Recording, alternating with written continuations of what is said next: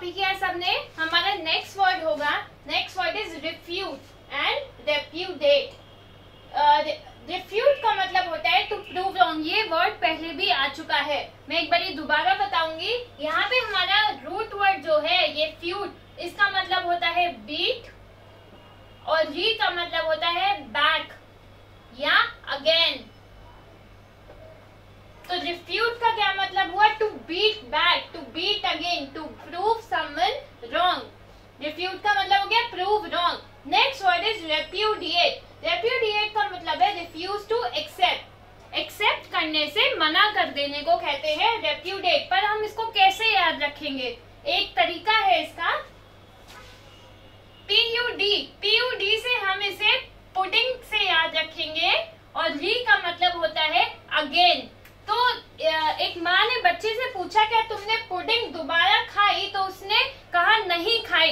He refuse to accept. तो repudiate का क्या मतलब हो गया? Refuse to accept. ये एक ट्रिक है, इसे सिर्फ याद रखने के लिए, इसका असल मतलब ये नहीं है। Next word is rise, raise, raise and raise. Rise और रेज दोनों का मतलब होता है अप, यानी कि खड़े हो जाना या उठना। तो पर राइज और रेज में क्या फर्क है? राइज है इंट्रांजिटिव वर्ब और रेज है ट्रांजिटिव वर्ब। इंट्रांजिटिव वर्ब क्या होता है? जिसे कोई ऑब्जेक्ट नहीं चाहिए, और ट्रांजिटिव वर्ब होता है जिसे होने के लिए कोई एक ऑब्जेक्ट की जरूरत होती है। जैसे कि sun rises in the east, क्या उसे कोई ऑब्जेक्ट चाहिए? वो अपने आप रात को ढलता है और सुबह उठता है, कोई ऑब्जेक्ट नहीं चाहिए उसे, तो इसे कहते हैं इंट्रांजिटिव वर्ब। रेस का मतलब होता है भी उठना, इसका ये ट्रांजिटिव वर्ब है। फॉर एग्जाम्पल, जैसे ही टीचर क्लास में आती है, सब लोग बच्चे उठ जाते हैं और उसे गुड मॉर्निंग विश करते हैं। तो टीचर का आना, एक ऑब्जेक्ट चाहिए बच्चों को खड़े होने के लिए, तो इसको खड़े होने के लिए एक ऑब्जेक्ट चाहिए, इसको कहते हैं ट्रांजिटिव वर्ब। इन दोनों में यही फर्क है। Next word is raise. Raise का मतलब होता है डिस्ट्रॉय, यानी कि खत्म करना, पूरी तरीके से खत्म करना। ये वर्ड कहाँ से आए हैं? रेज आया है हमारा रेजर से। रेजर क्या होता है? जिससे शेव करते हैं और सारे बाल खत्म कर देते हैं। तो इसे कैसे याद रखेंगे? रेज का मतलब डिस्ट्रॉय, सारे खत्म करना। रेज मतलब होता है एंगर, इसे हम याद रखेंगे। रेज मतलब एंगर। एक एक चीज सब लोग कॉपी करेंगे। Next word is rout. Rout, root and route. Rout का मतलब होता है डिफीट, यानी कि हारना। इसे कैसे याद रखेंगे? क्रिकेट में जब सारे ऑल आउट हो जाते हैं तो उसे तब क्या होता है? टीम हार जाती है, डिफीट हो जाती है। तो राउट का क्या मतलब हुआ?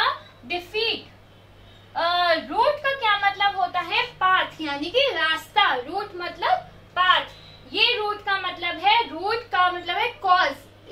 किसी भी चीज के रूट कॉज तक जाना, जड़ तक जाना, उसे कहते हैं रूट, यानी कि कॉज, उसकी वजह क्या है। Next word is septic and sceptical. Septic मतलब होता है इन्फेक्शन। कैसे? हम कहते हैं जैसे किसी को चोट लग जाती है कि इस पे एंटीसेप्टिक लगा लो, तो एंटीसेप्टिक क्या हुई? जो इन्फेक्शन को रोके। तो सेप्टिक मतलब क्या हुआ? इन्फेक्शन। और अगर यहाँ पे हम एंटी लगा देंगे तो ये उल्टा हो जाएगा। एंटीसेप्टिक मतलब जो इन्फेक्शन को रोके। Next word is sceptical. Sceptical मतलब, स्केप्ट मतलब होता है डाउटफुल, किसी पे डाउट करने को कहते हैं sceptical. Next is story. Story मतलब कहानी, इवेंट। स्टोरी मतलब कहानी। नेक्स्ट वर्ड इज स्टोरी, जिसमें ई आ जाए, इसका मतलब होता है फ्लोर। जैसे इस बिल्डिंग में कितनी स्टोरीज है हम पूछते हैं ना, तो इसका मतलब होता है फ्लोर, कितने फ्लोर्स है। एक एक चीज सब लोग कॉपी करेंगे, कुछ भी नहीं छोड़ेंगे, फिर हम आगे बढ़ेंगे।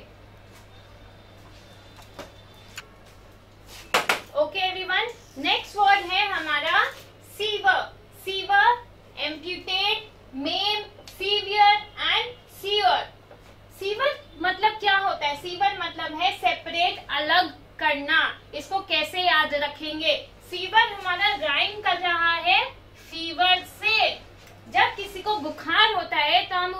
हम उसे अलग रखते हैं ताकि उसका बुखार ठीक हो जाए, वो बाकी बच्चों के साथ नहीं रखते। तो सीवर राइम कर रहा है फीवर से। जब फीवर होता है तो अलग रखते हैं, सेपरेट। सीवर मतलब separate. Next is amputate. Amputate मतलब होता है कट ऑफ, यानी कि काटना। अगर हमें फॉर एग्जाम्पल स्नेक बाइट कर देता है, सांप काट लेता है कहीं, या तो हम उसे कुछ बांध देते हैं ताकि जहर और ना फैले, या हमें वो अंग शरीर का काटना पड़ता है सर्जिकली, जैसे कि डॉक्टर्स काटते हैं, उसे कहते हैं एम्प्यूटेट, मतलब कि कट ऑफ। मेम का मतलब होता है इंजरी, यानी कि चोट लगना। इसे कैसे याद रखेंगे हम? मेम, ये जो वर्ड है ये कुछ इससे राइम कर रहा है, मेहेम। मेहेम का मतलब होता है वॉयलेंस, यानी कि लड़ाई करना। तो जब लड़ाई करते हैं तो हमें क्या होता है? चोट लगती है। मेम कर रहा है मेहेम से राइम, जिसका मतलब होता है वॉयलेंस। वॉयलेंस करते हैं तो हमें होती है इंजरी, मतलब चोट लगना। मेम का मतलब इंजरी। नेक्स्ट वर्ड है सीवियर। सीवियर मतलब एक्सट्रीम। सीवियर मतलब क्या होता है? एक्सट्रीम, यानी कि बहुत ज्यादा। सीवर का मतलब होता है ड्रेन, यानी कि नाला। एक और मतलब होता है सीवर का, वन हु सुई, जो ऐसे सुई धागे से काम करते हैं, कुछ बनाते हैं, उसका मतलब भी होता है swear. Next word is statue and statute. इन दोनों का मतलब होता है STA। दोनों का मतलब होता है स्टैंडिंग। तो एक ऐसा स्टैचू जो कि खड़ा है, यानी कि पुतला, इमेज, उसे कहते हैं स्टैचू। और स्टैचूट, अब इसमें तो बोलने में भी थोड़ा अलग है, जो कि स्टैचू नहीं है। ये वाला स्टैचूट का मतलब होता है रिटन लॉ, जो कि जहाँ जैसे कि लॉ की बुक्स में लिखा होता है रिटन लॉ, उसे कहते हैं हम statute. Next word is stationary. Stationary और स्टेशनरी दोनों में क्या फर्क है? ए का और ई का। ये स्टेशनरी का मतलब होता है नॉट मूविंग। ये वर्ड कहाँ से आया है? स्टेशन से। जैसे कि स्टेशन वहीं का वहीं रहता है, बट ट्रेन आती जाती रहती हैं, तो स्टेशनरी का मतलब हुआ नॉट मूविंग। नेक्स्ट है स्टेशनरी। ई वाले स्टेशनरी का मतलब होता है जब हमें एग्जाम होता है, हमें स्टेशनरी चाहिए होती है, पेन, पेंसिल, रबर, बहुत सारी चीजें चाहिए होती है, एक्सेसरीज चाहिए होती है, तो ये स्टेशनरी का मतलब होता है accessories. Next is tow. Tow का मतलब होता है फुट फिंगर्स, यानी कि जब हम किसी से कहते हैं कि stand up on your toes, यानी कि टोज पे उचकना, खड़े रहना। टो का मतलब है फुट के फिंगर्स। टो का मतलब होता है पुल, खींचना।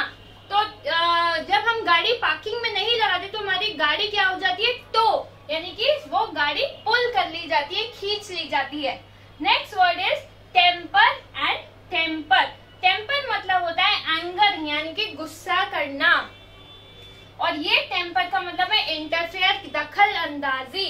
टेम्पर ये कैसे याद रखेंगे? ये टेम्पर वर्ड राइम कर रहा है हमारा हैम्पर से। हैम्पर मतलब होता है इंटरफेरेंस, कोई काम को किसी को रोकना, काम ना करने देने को कहते हैं हैम्पर।